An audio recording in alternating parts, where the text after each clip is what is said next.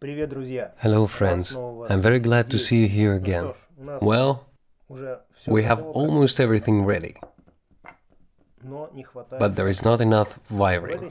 In this series I will show how I solder Les Paul using the 50s scheme. Precisely, what materials do I use and what nuances should be considered when wiring the guitar. This is a very important topic, because our signal is transmitted through an electronic path, and if something is wrong with it, something is of poor quality, then the signal will be lost. It will have its own losses. Therefore, you need to choose high-quality materials and do the soldering itself with high quality. If you have not yet subscribed to this channel, then press the subscribe button and ring the bell.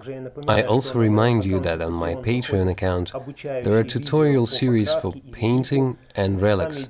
There I share my technologies in great detail, and I'm showing and telling all my ways to do this. And it is thanks to my Patreon subscribers that I have the opportunity to record these videos and make translations for them. So, let's go.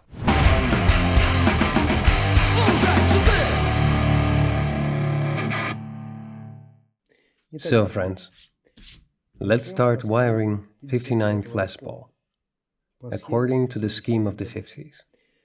To do this, I need 4 potentiometers, a switch, a switchcraft switch, this wonderful board that will clearly show how, what and where to solder. Then, I will need capacitors. I really love these. These are vintage 52 NOS caps. They have a capacity of 0029 microfarads. This is slightly more than 0022, but they sound very good nonetheless. Of course, I love this military K42Y2 and grey K40Y9. These are Soviet capacitors that were produced in Ukraine, so you can still find them there. But 0022 microfarads are already very difficult to find. Mostly 0047 at 200 watts come across. This is my 015 microfarads at 160 watts.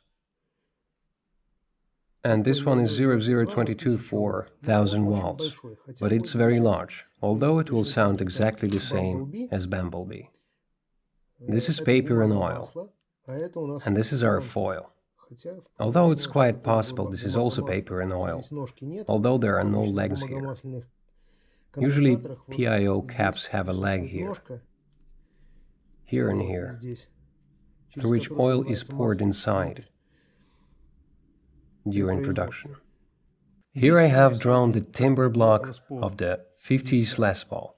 Here will be the input of wires, and here an output for a jack. Let's put everything together.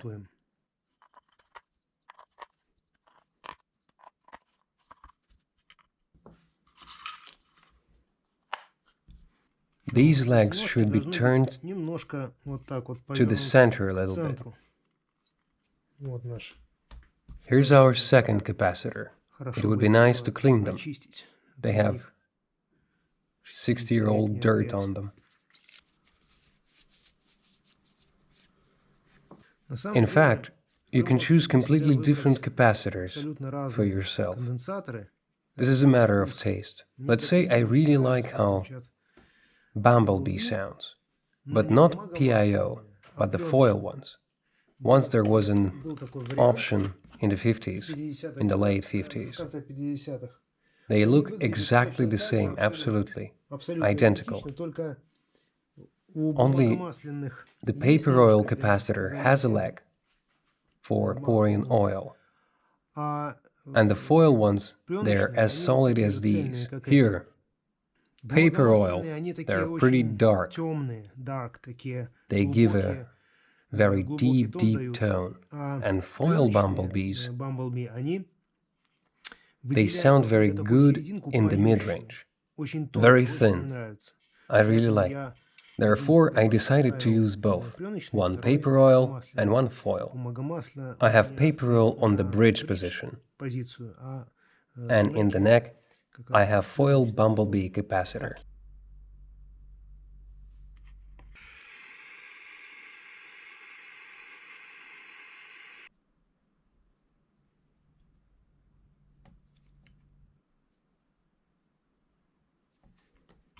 This strip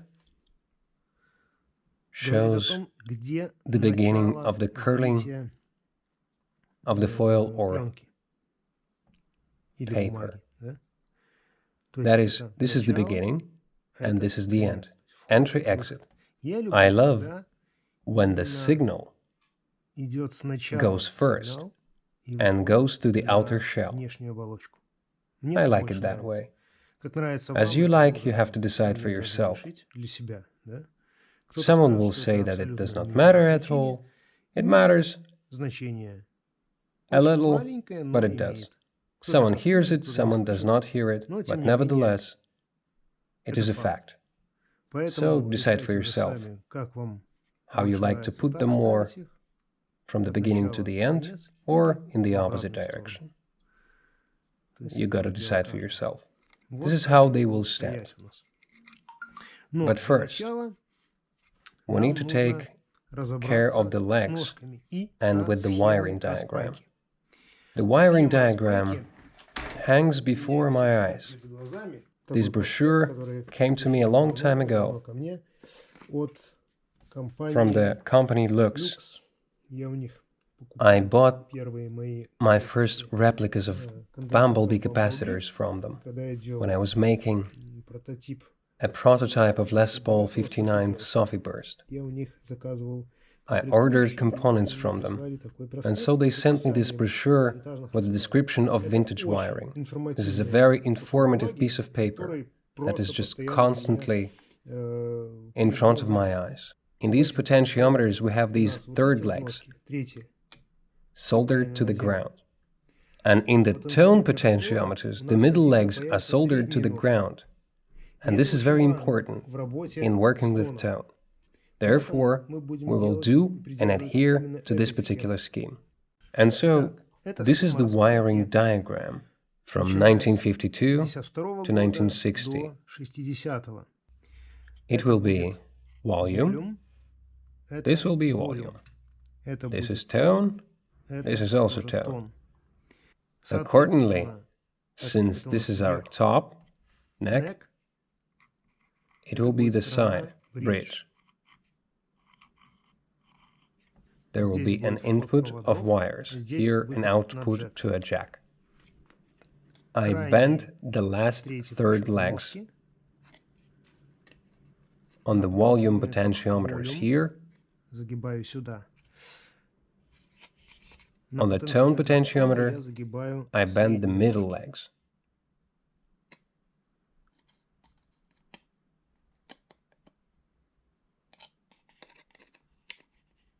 And immediately solder them.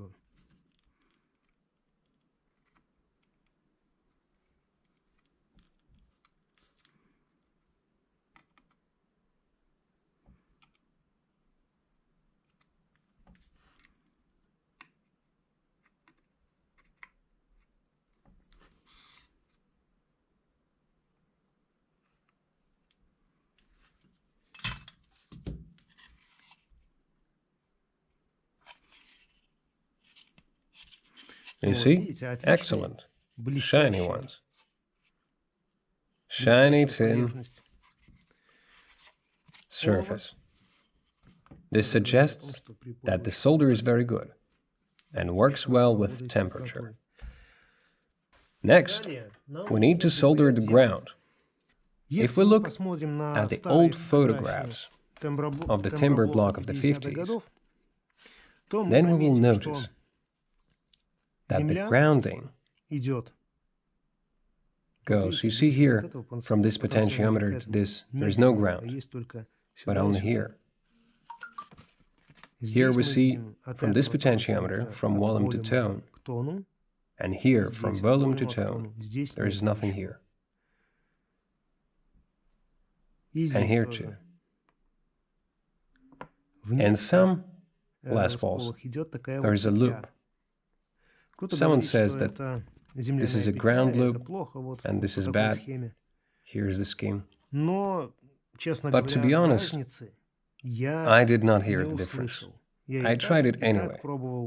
Everything works, nothing makes noise, there are no interferences.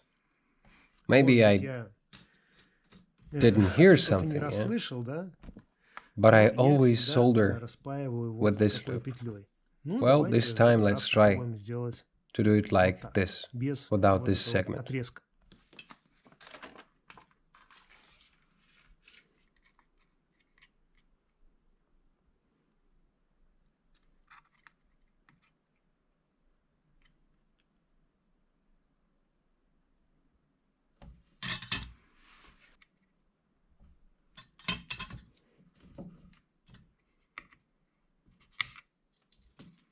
Well, we have the ground ready. Now we will solder the capacitor. We solder one leg to the third leg, and the second to the middle leg. Volume.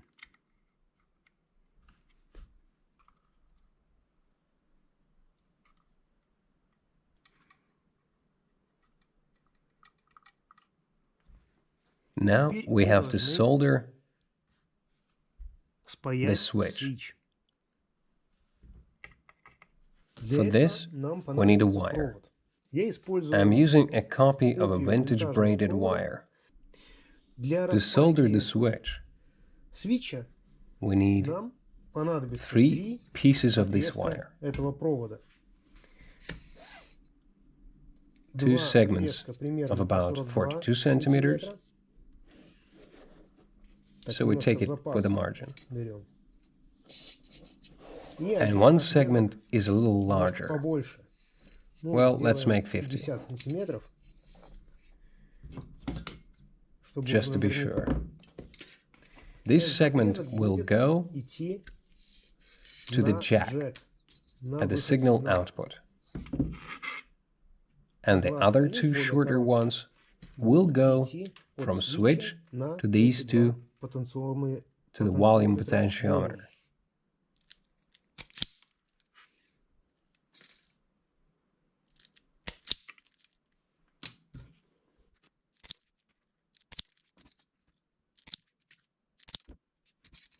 We will work with the modern scheme this time. It is the simplest, most logical, and works very well. It is difficult to get confused in it. This leg will be for one contact, this one for the second signal from potentiometer. And these 2 will be the exit to jack. Make them closer to each other.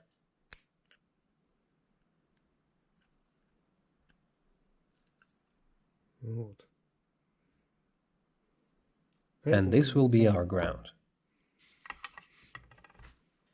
So, the jack we have is the longest wire. That's why we will use it here. We will immediately solder it here.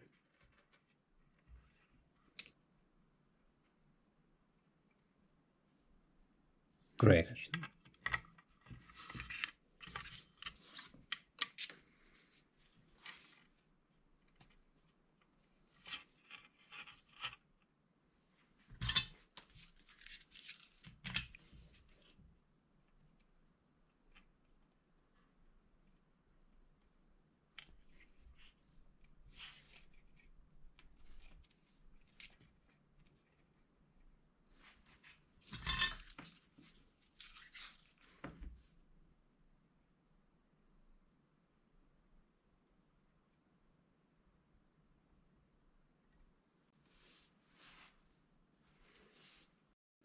it will be loaded into the Les Paul in this way. So this wire will go right here, and these wires will be lowered down and pass through the holes through the body of the guitar. We do not need this braid here, so we will move it right up to here.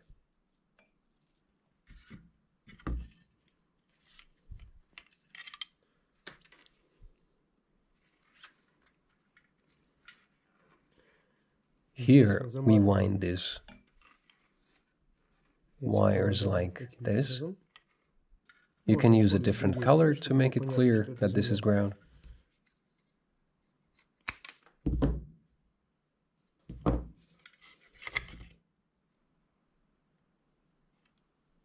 And here we also solder our ground.